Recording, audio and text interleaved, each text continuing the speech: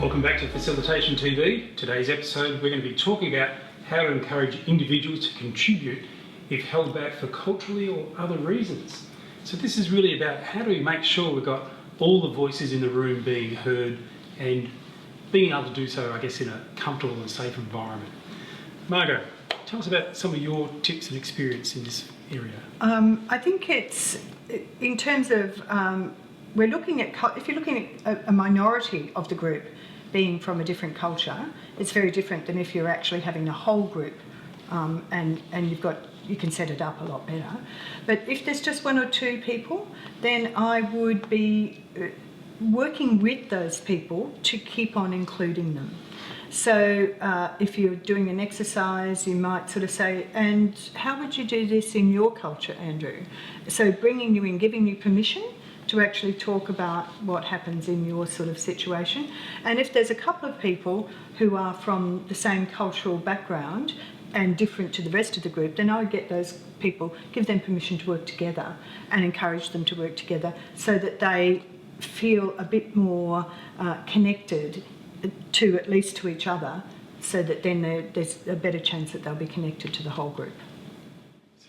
So yeah, I'd agree, Margot, with those. The principles and the things that I would use in practice, I think, is first of all, break down the formality, break down the dominant sort of paradigm.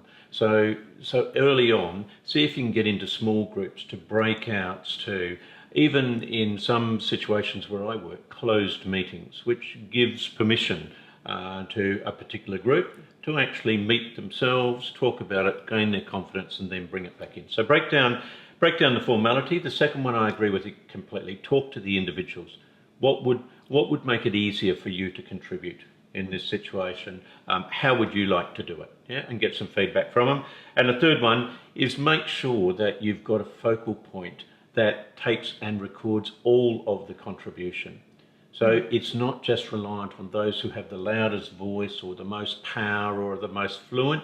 So it could be that even in pre-survey work, lots of opportunity to contribute, making sure that everything goes up the front, that it's not just taken on the voices, that it's noted down. So even if it's a quiet or a hesitant voice, it ranks up there equally. And I guess in a practical sense, that's what I'd look at, yeah. And on that theme, I've also used and seen used graffiti boards as well, where people can go and put their answer up to a specific issue or question without any of the sort of spotlight being on them at the time. So it's another way to get that info in there, which is great. Yeah.